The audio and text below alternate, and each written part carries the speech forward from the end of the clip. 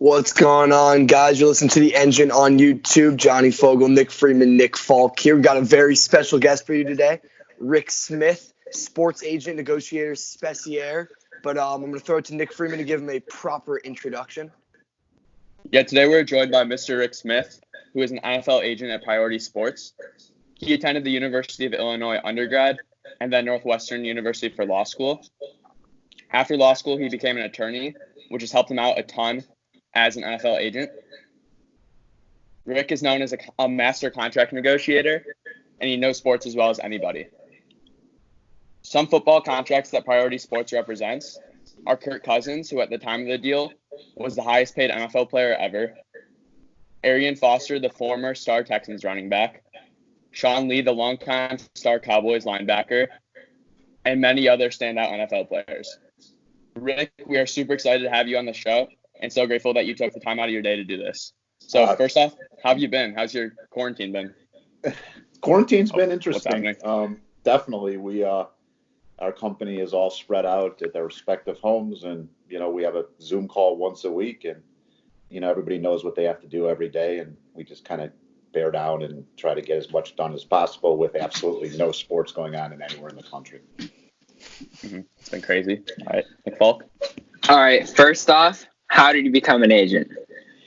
So, a little clarification, just to expand a little bit on what Nick, so you guys get the full picture. So we actually do two sports. We're both NFL and NBA agents. I ran our NFL practice for about 25 years, and then we, wanted to expand a little bit. So I kind of 4 years ago moved over to represent coaches. It's something we never had done before. So you guys can pretty much ask me any question you want about football, basketball, or the coaching world in football and basketball. I got out of law school and went to work in a law firm in Chicago. And my friend from high school and college, his name is Mark Bartelstein, prominent basketball agent. Mark started this agency by himself and had worked at it for, 3 or 4, 5 years. And I was his lawyer. And then July 1st, 1995, I left the law world and took a big pay cut and said, okay, let's try this. Because like you guys, big sports fan, and figured it was a hell of a lot more interesting. So that was really it. Sort of right place, right time, right moment. So how did that job prepare you for being a sports agent? You don't have to. There's a misconception out there that you have to be a lawyer to be a sports agent. That's not really true. For a long time, I was the only lawyer in our office. Mark's not a lawyer. Mark went to business school at Northwestern. But I think it helps me. It brings a skill set that's unique in the sense that lawyers basically for a living are negotiators. So it helped me a lot in the negotiation world. It helped me a lot of reading and comprehending sort of the documents that we all live by. In football and basketball, we all live by what's called the collective bargaining agreement, and that's a very complicated legal lawyer drafted documents, and my ability to be able to read them, comprehend them, understand them, and apply them. The legal background helped a lot. All right, so Priority Sports has signed many great NFL players to contracts, as Nick mentioned. Kirk Cousins specifically signed the first fully guaranteed NFL deal. What was your role in that deal, and what was the process like getting that amazing deal done? Yeah, we all, my partner Mike McCartney was the point person on that, and we all collaborated together. And and the interesting thing about sports negotiations is that 99% of the time the teams have the leverage, so the teams sort of dictate the tenor of the negotiations. Where in this case, if you guys think about it, starting quarterbacks in the NFL just don't become free agents for the most part. Mm-hmm. You saw a little bit. This year was a little bit of an anomaly, but they just didn't, because you're just not going to lose your quarterback. So you either redo them or you extend them, you franchise them, you do whatever you have to do. And at the time Kirk was at the Redskins, and we just never could get a deal done. And they franchised him 1 year, they franchised him a second year, but that's it. But collective bargaining, you're 2 and out. And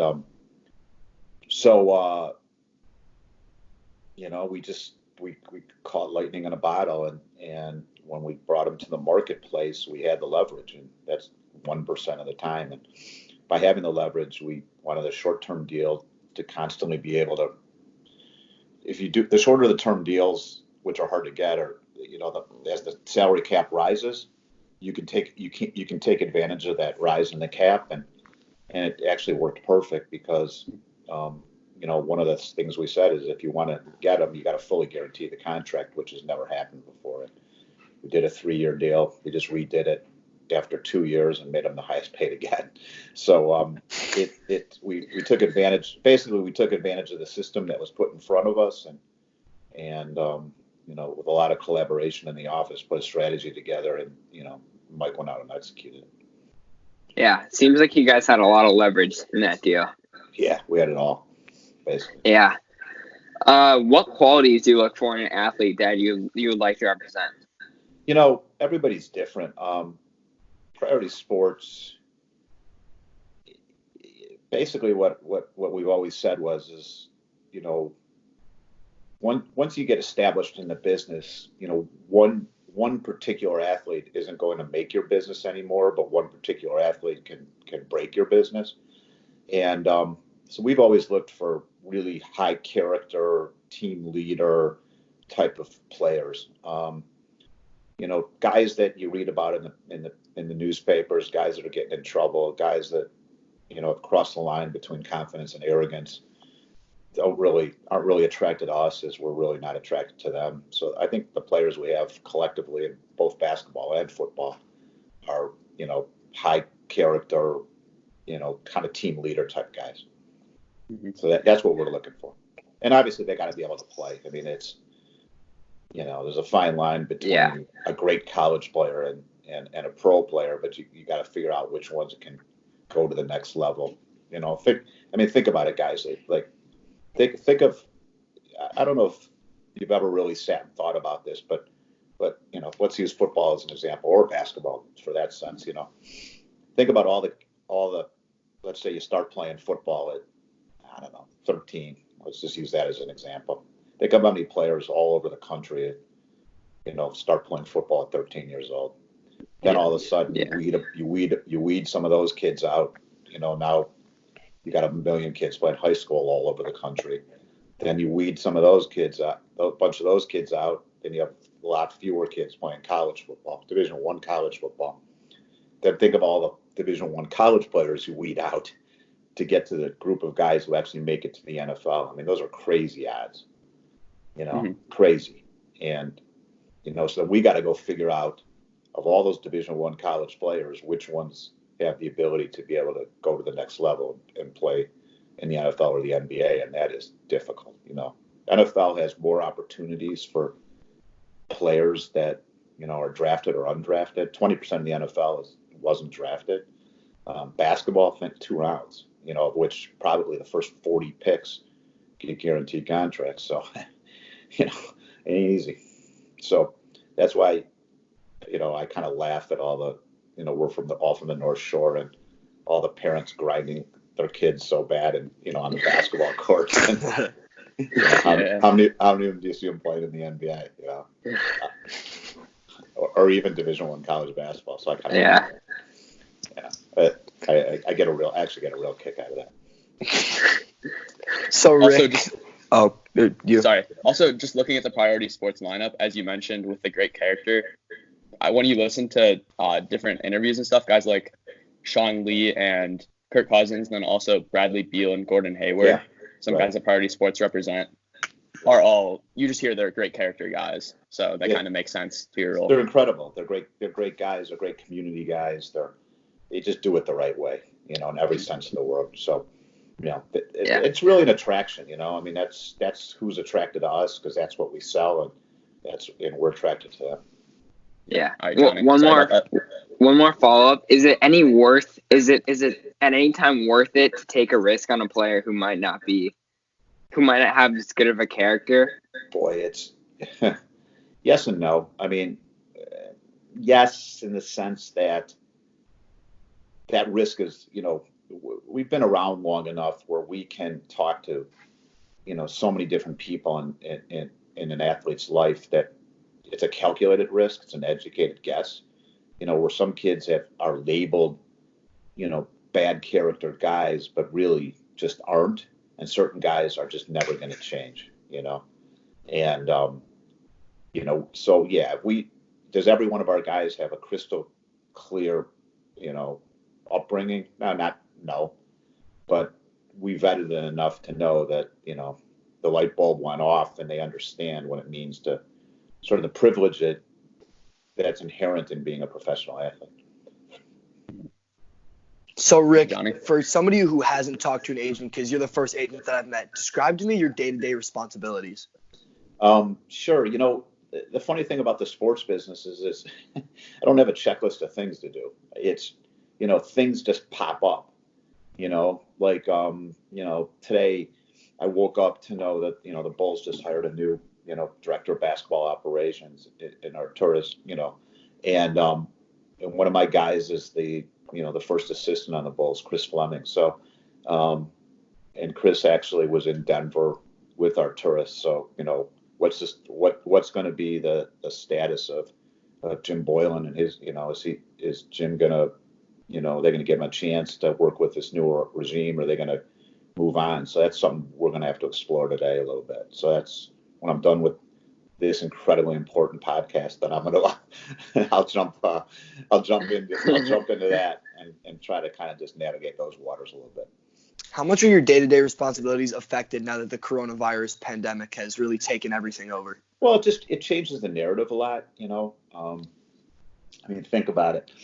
In the professional world, the worst that's going to happen is that, this what's going on right now, let's say in the NBA, is that the NBA and the players union, the NBA PA are negotiating right now on how much of players' salaries for the rest of this year are going to be sort of put into an escrow fund to determine, with some parameters in it on how much players will lose of their salaries this year based on the corona.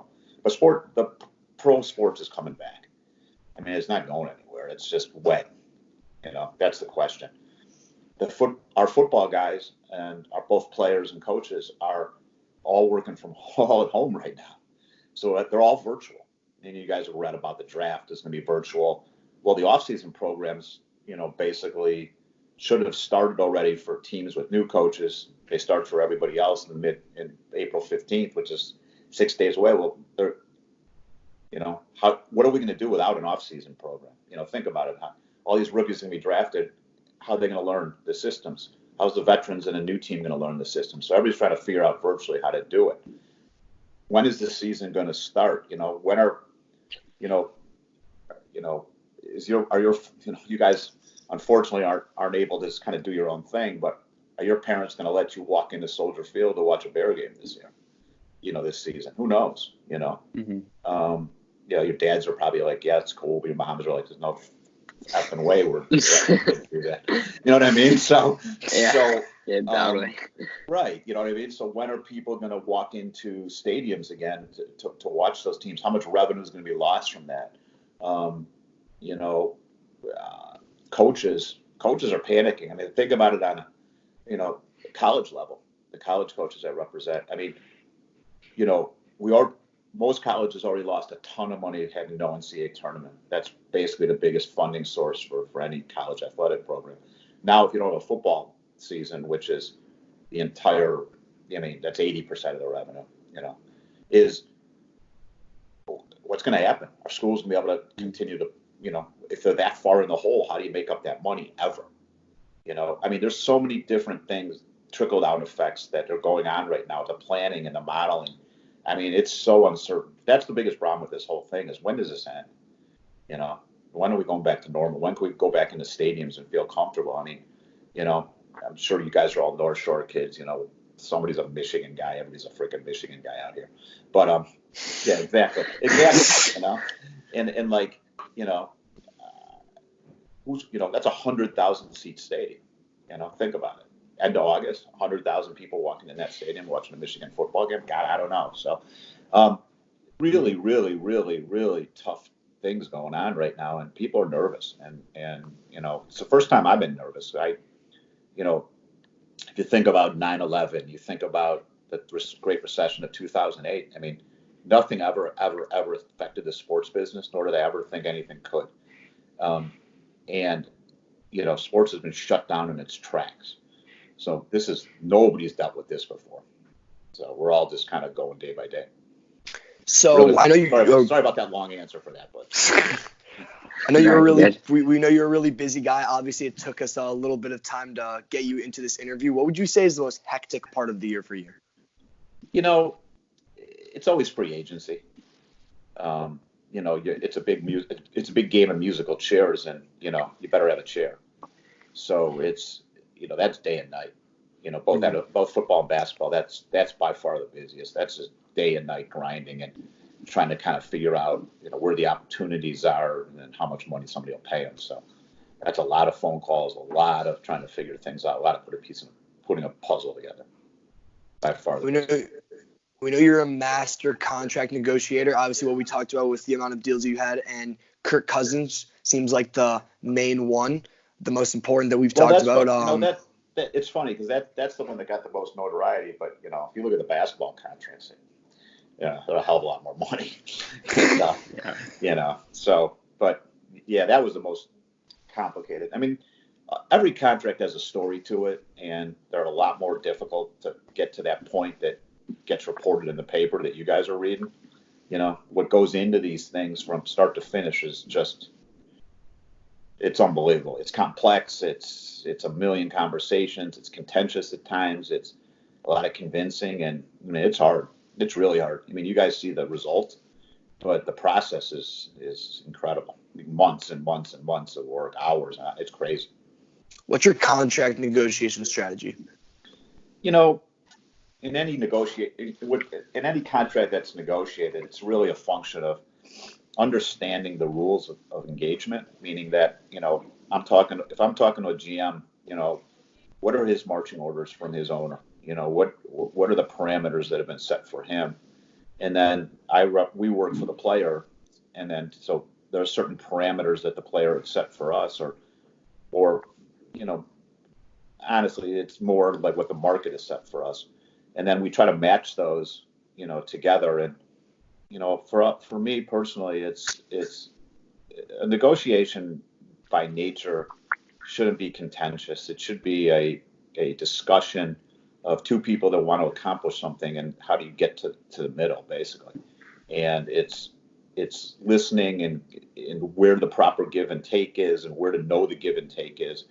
Actually, before I never go in with a plan. I go in more with, you got to really be able to think on your feet. That's the key, is can you think on your feet? Can you pivot? Can you come up with creative ideas to get around a problem, and try to get to that place where they're happy with the deal that they've struck, and at the same time we're happy with the deal we struck. That's the best negotiation. Yeah, that's really interesting. You talked earlier about what you're looking for in a player. Now, the other side of being an agent, how do you go about developing a relationship with the senior management on the team?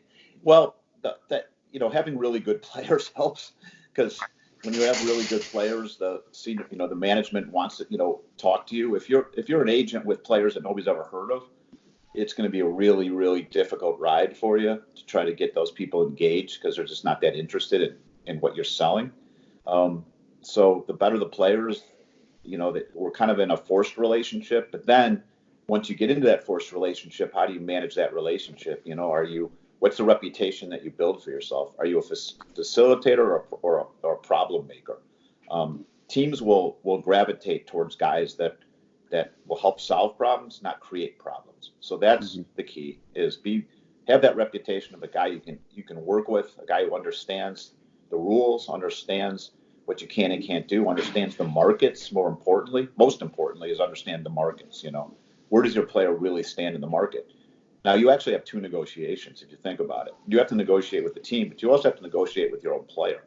in the sense that making him understand where the market really stands for him, as opposed to the pie in the sky.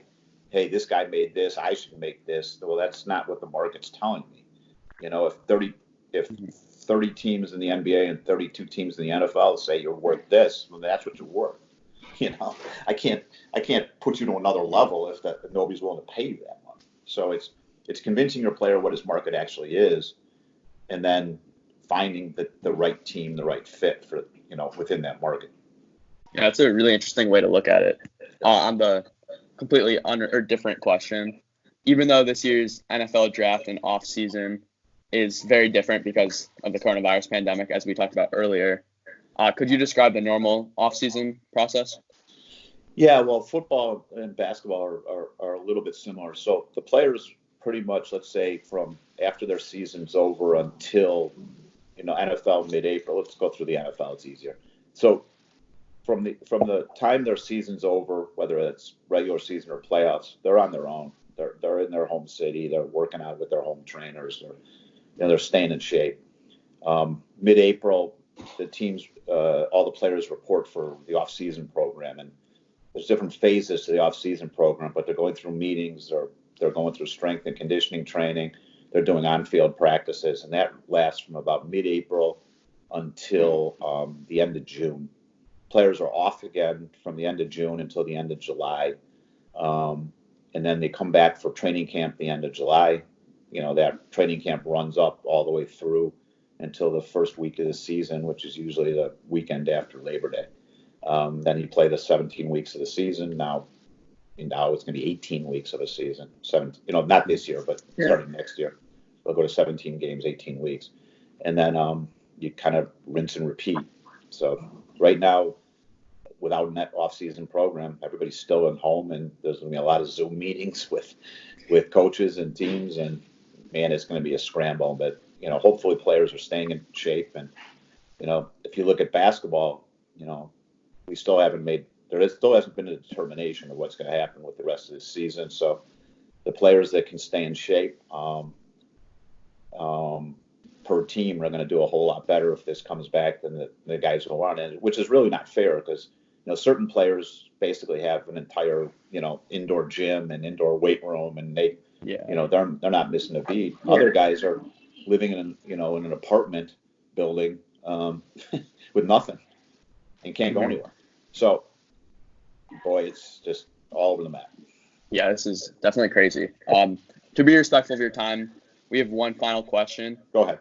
If you don't mind us asking, we're really curious, are you representing anyone in this year's NFL or NBA draft class, or is Priority Sports representing? Well, yeah, we haven't announced our NBA draft class yet, but we've signed like five or six players so far in the NFL draft. Yeah, we got a bunch of guys, but I don't have it in front of me. So. Okay. Is there anyone off the top of your head? Nah, not really. Okay. I see the Alabama hat. Yeah, Alabama has, because I represent the head basketball coach there, Nate Oates. So. It's awesome. We're so thankful that Rick Smith could join us today. Thank you so much, Rick. It's been a really fun episode. Glad that Rick Smith could come in. But make sure to like, share, subscribe this video. This was a lot of fun, and we hope to see you again soon, Rick Smith. Thank you so much for coming on the show. So one last thing for you guys. So we're not going to do like a Tic Tac thing, right? None of that. we don't have to. Okay, we're not doing that on here. Okay. All right. Yeah. All right, guys. A lot of fun talking to you guys. Great questions, and good luck to you all, you guys. Okay. Yeah. Good luck. Thank you so much. Have a good day. Yeah. Right, nice to meet you. All right. Thank you. All right. Bye-bye. Thank you.